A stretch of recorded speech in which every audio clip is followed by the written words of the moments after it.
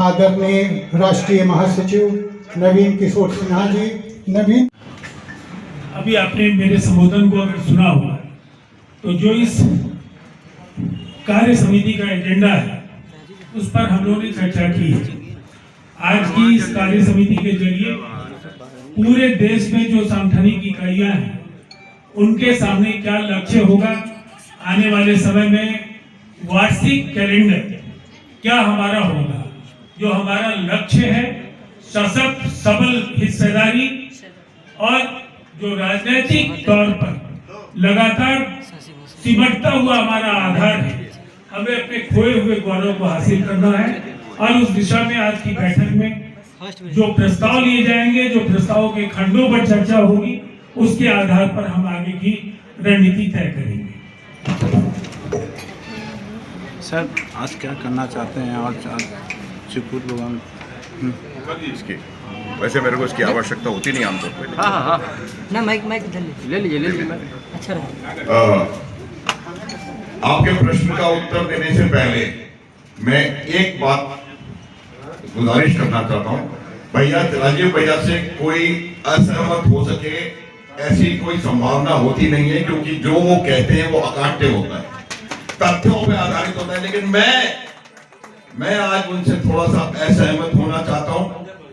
उन्होंने कहा हमने देश को पहला राष्ट्रपति दिया और दूसरा प्रधानमंत्री दिया। थोड़ा सा यहां मैं उनसे असहमत हूं, क्योंकि भारत का पहला राष्ट्राध्यक्ष नेताजी सुभाष चंद्र बोस 1943 में सिंगापुर में, दिसंबर 1943 में अंडमान निकोबार आइलैंड में तिरंगा फहराया, 1944 में मणिपुर के मोइरांग में उनके एक सैनिक कमांडर ने तिरंगा फहराया। भारत का पहला राष्ट्राध्यक्ष भी इसी समाज से आता है। दूसरी बात मैं बताना चाहता हूं कि वो आदमी जिसने 9/11 को, जब हम 9/11 को याद करते हैं तो हमें क्या दिखाई देता है? विध्वंस हमें दिखाई देता है, लोग मरने वाले। उसी 9/11 को आज से 133 वर्ष पहले एग्जैक्टली वही डेट थी।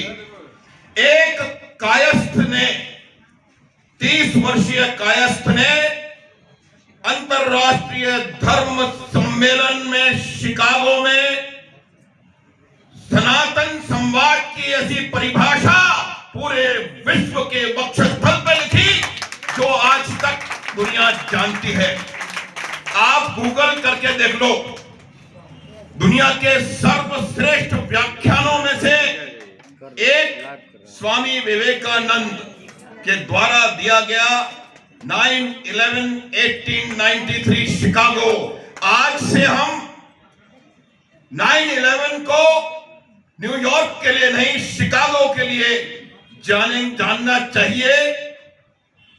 9/11 को आतंकवाद के लिए नहीं, सनातन संवाद के लिए जानना चाहिए।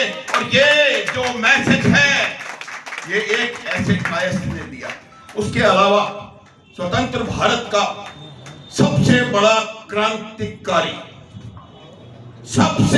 क्रांतिकारी जिसने चेंज की, परिवर्तन की परिभाषा को नए मायने दिए, बाबू जय प्रकाश नारायण। और मुझे नहीं लगता कि, और अब मैं गिनते जाएंगे नाम तो कोई इसकी गिनती नहीं है, लेकिन मुझे लगा ये दो बहुत आवश्यक है। एक क्वेश्चन है। हाँ, पूछिए। कायस्थ परिवार बोल रहे हैं, कायस्थ परिवार में देखा है जो नीचे जाते हैं, जो कायस्थ परिवार में होते हैं उनको कोई नहीं पूछता और सब अपने अपने बैनर पर लिखते हैं कायस्थ परिवार।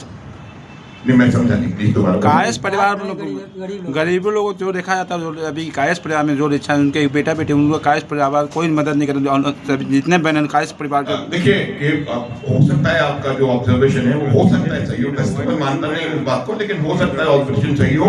और हमारा उद्देश्य, हमारा संकल्प यही है, हमारा संकल्प यही है कि हर गीता में लिखा था कि अगर आपको आगे बढ़ाना है तो पहले अपने आप को ऊपर आगे बढ़ाओ, तभी आप पूरी दुनिया को आगे ले जा सकते हो।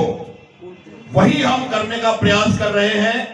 और आपको मैं यकीन दिला सकता हूं कि हमारे ग्लोबल कायस कॉन्फ्रेंस के जो प्रयास हैं वो पूर्णतया इस बात पे केंद्रित हैं कि हर छोटे से छोटे इस समाज के आदमी को इतना सक्षम बनाया जा सके ताकि वो